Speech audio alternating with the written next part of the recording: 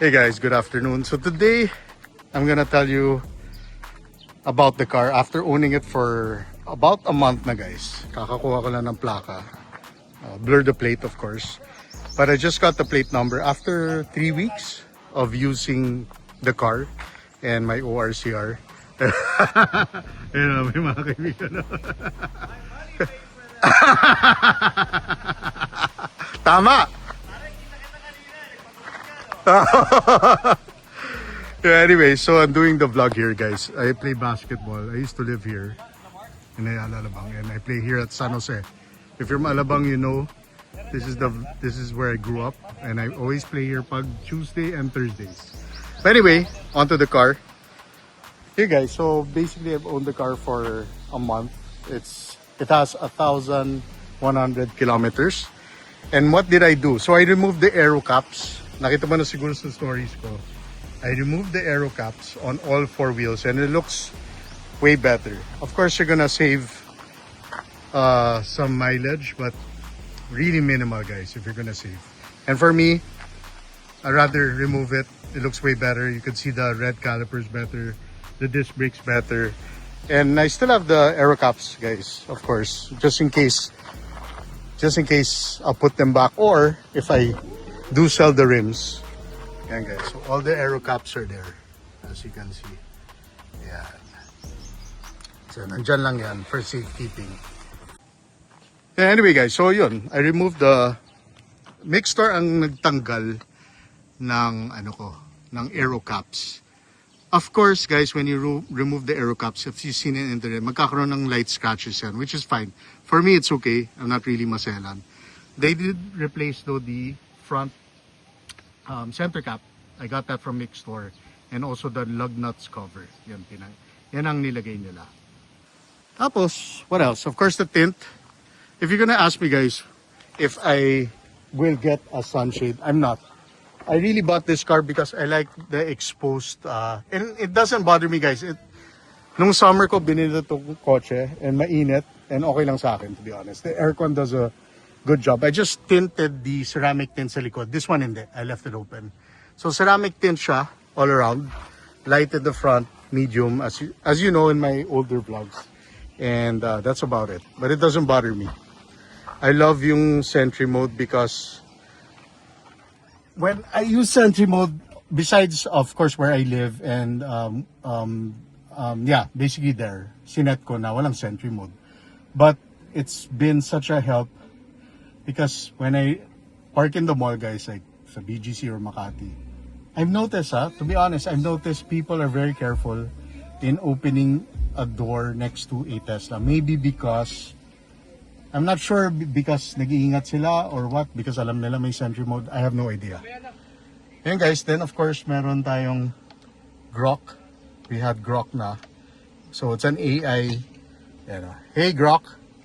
Ayan guys, so I Hey used there. What? Eve as the voice of Grok. So that's helpful also, Grok. I like Grok. And cancel muna natin yung navigation. Then of course yung update, this is the new. So before it used to be a blue but a darker blue. Now it's like a metallic blue, which I like. Sige, tanggalin muna natin si Grok. Then of course I use the premium connectivity, which is $7.99, which I use for Netflix and YouTube. And I love it guys kasi one time I think I was in Mixstar and just waiting for my turn to do some stuff with the car. Pina-PPF, well not PPF, parang film dito sa interior. Pina-film ko to, this part, para iwas gas-gas in this part. So itong tatlo. And also all the windows. So here. So naka-film siya para hindi siya magas-gas. Anyway, like I said, I was in Mixstar waiting. And guys, I think 1 hour was like 1%. Parang ganon yun ang napansin ko. And I was just watching Netflix and of course basketball, yung finals. Spurs and at the time, Spurs and OKC at the time. Wala pa New York. So I love that an EV car that you could relax, pwede ka mag-aircon, pwede ka manood instead of wasting so much gas, diba? And of course yung exhaust fumes sa likod. So I'm really happy with that. Then I bought a cover for this, silicone cover for this. Of course, yung Halo Black, what do you call this? Floor rubber mats with floor mattings as well. Which is handy para hindi siya madulas masyado. But this car has been great, guys. I've been very happy with the car. Let's close it first. And I don't know what else to do with the car, to be honest. I think it is low for what it is, but I got used to it. I'm very careful when I'm driving this car, as it is really lower than a lot of the sedans out there. Kasi nga, it's a performance model, so it's lower. But 98% of the time, you'll be fine. Hindi ka magkakaproblema. And I did scratch when Mixstore lifted the car. May very light scratch, guys, sa front lip ng car. But that's expected naman. And it's okay. You could always repaint that if it bothers you.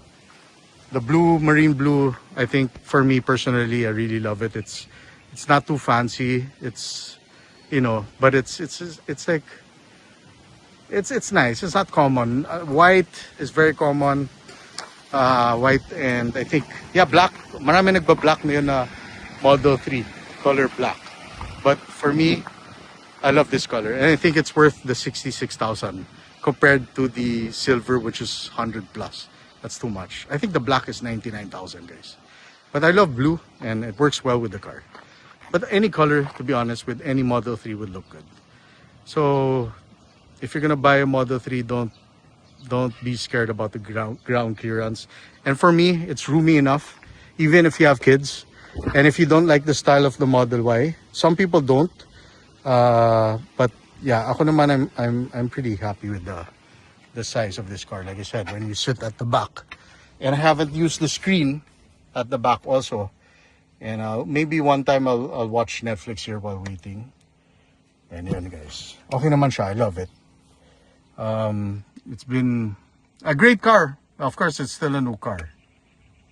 Ito naman, guys, I use this hook. I just don't like the angle of the hook kasi I was wearing a suit one time.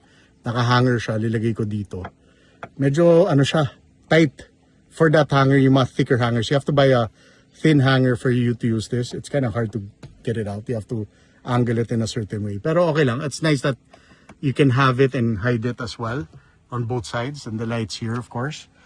If you click it, nagba-brighten siya. And then if you click it, oh, may off pa nga yun. It's cool. I love it. And let's try to and it shut off na yung car. Tapos the light shut off after a few seconds. Look, I made $1 million, I did it with morals. Rollies on wrist, now my wrist getting spoiled. Grill on my teeth was aluminum foil. Pack to turn ramen was letting them boil. Socks hella dirty, white tee got a stain. You was Saucony, the fake is a chain. I ain't had but my in my name. We ain't the same. I done seen it all. Taken from my mama.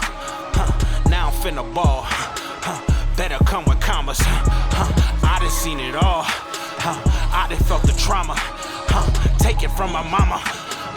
Now I'm taking commas. I done seen it all. Taken from my mama. Now I'm finna ball. Better come with commas. I done seen it all. I done felt the trauma. Taken from my mama. Now I'm taking commas.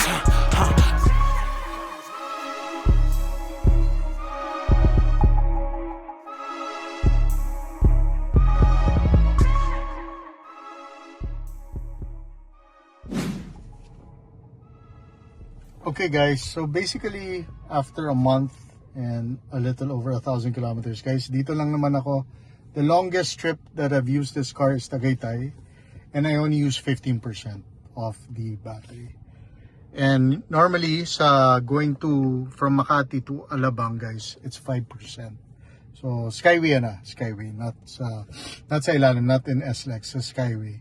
So I think that's pretty good, pretty efficient. And I don't miss the gauges anymore, guys. Everything's here and it's fine. Even yung aircon controls lahat. Para kang nag-iPad lang or cellphone na malaki. And it's very intuitive. It works all the time. Hindi naglalag, which is fine. Tapos, of course, now that you have Grok, it also helps. Diba? I like it. Ito lang dinagdag ko, like I said, sa Spigen. Medyo madilim lang. Para meron akong panglagay ng wallet and, you know, stuff like that.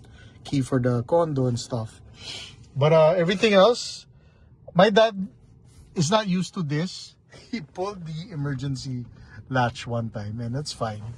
Okay lang naman. But yeah, kasi naturally kasi dito ka maghawak eh. Or dito, di ba? Dito, nasasanay naman siya. But yeah, I'm very happy with the car. And I can't wait to bring this to Baguio kasi everybody who buys, for some reason, di ba? Pag bumili ka ng EV plug-in hybrid, the question is, abot ba yan na Baguio? Obviously, kasi Baguio is only like 258 kilometers from here, from Makati to Baguio, or from, 258. So, kayang-kaya. Walang problema. And you could always charge along NLEX. Of course, in Baguio mismo, sa Camp John Hay, sa country club, sa mga hotels, meron. And, siguro this one lang, guys, my beautiful partner, Andrea, doesn't like the seats. Kasi nga, because this is the performance and it kind of hugs you on the side. Ayaw niya yun. Gusto niya yung normal seats. But yeah, it's the performance model. For me, hindi talaga. It doesn't bother me at all. And yeah, I just wish maybe the cup holders were a little bit bigger. Pero okay lang kasi this is a normal size. I guess like a large coupe. Ito hindi talaga pwede. But anyways, this is the vlog for the 1 month. Finally got my plate number, my ORCR. It took a while though. Yung iba yata 2 weeks. I remember yung BYD was like 2 weeks. 2 weeks nakuha na namin yung ORCR. Ito, maybe because ang dami na nag-order rin ng Tesla. I don't know. But yeah, I got it na. It's fine. I got my plate holder sa IP Design. That was cheap lang, guys. Para sakto sa plate number. And yun. Very happy. Like I said, dito sa taas, hindi na ako magsa-sunshade. Kasi when I bought it nung summer, okay lang naman. I felt a little heat, but nothing to really annoy me. So, I'm happy, guys. And I'll see you in my next vlog. Always take care and congratulations to all the new Tesla Model 3, Model Y, and Model Y L owners out there. You will love your car. And yeah, thank you also for the people who added me on Tesla Model 3 page. Maraming salamat. Hope to see you guys soon and share your stories about your Tesla. With me, I'm very happy. And I didn't do so much with the car in terms of accessories kasi okay na ako with this. Mga basic stuff lang. So God bless, guys. Peace.